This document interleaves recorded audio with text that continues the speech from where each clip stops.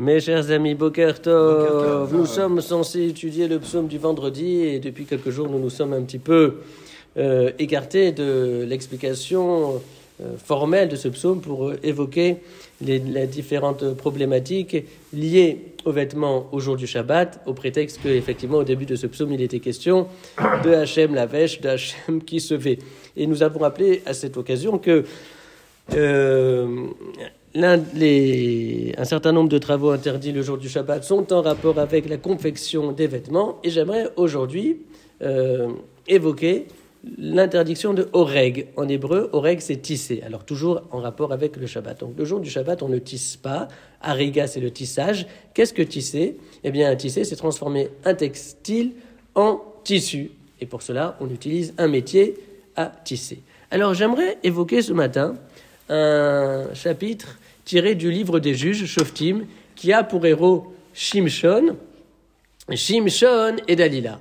Alors vous savez que Shimshon possède une force colossale, magique. En fait, cette force, cette puissance physique et corporelle, il la détient du fait que c'est un nazir, c'est-à-dire que depuis sa naissance, il ne s'est pas coupé les cheveux. Et Dalila, c'est une femme qui tente de le séduire et qui va absolument connaître le secret de la puissance de Shimshon afin de pouvoir ensuite le livrer aux ennemis de Shimshon. Et Shimshon, dans un premier temps, va résister, il va inventer toutes sortes d'histoires pour ne pas révéler que sa puissance provient du fait qu'il est nazir, c'est-à-dire qu'il laisse pousser ses cheveux sans les couper. Et à un moment, harcelé par Dalila, il lui dit « Écoute, je vais te dire mon secret, tu n'as qu'à tisser les 7 boucles de ma chevelure avec la chaîne du tissu. Tu n'as qu'à tisser les 7 boucles de ma chevelure avec la chaîne de tissu. À ce moment-là, je perdrai toute ma force et tu auras ce que tu auras voulu. » Alors, Dalila s'exécute, elle tisse 7 boucles de la chevelure de Shimshon avec la chaîne du tissu, et puis Shimshon s'endort, et à un moment, Dalila le réveille en lui disant « Regarde, tes ennemis arrivent !» en pensant qu'il avait perdu toute sa force.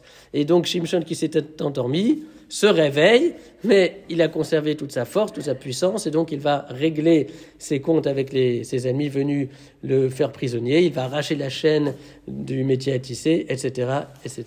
C'est au chapitre 16 du livre des juges pour voir l'intégralité de cette histoire. Mais ce qui est intéressant ici, c'est la notion des 7 boucles de cheveux. En fait, ces 7 boucles de cheveux sont mêlées sans que la 7e ne se singularise. C'est-à-dire que quand le 7e n'est pas singularisé, cela veut dire que tout est profane. Cela veut dire qu'il n'y a pas de Shabbat, puisque Shabbat c'est le 7e jour.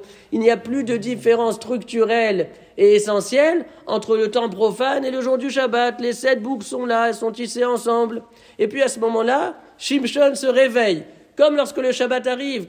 Lorsque le Shabbat arrive, l'âme juive se réveille. On le dit bien dans le Chadodi. Itorori, réveille-toi, réveille-toi. Et alors à ce moment-là, avec cette dimension spirituelle qui habite le cœur, mais Dalila ne peut plus tisser sa toile, elle ne peut plus capturer l'Aneshama, parce que l'Aneshama s'est libérée, elle va pouvoir s'exprimer au jour du Shabbat. Ça,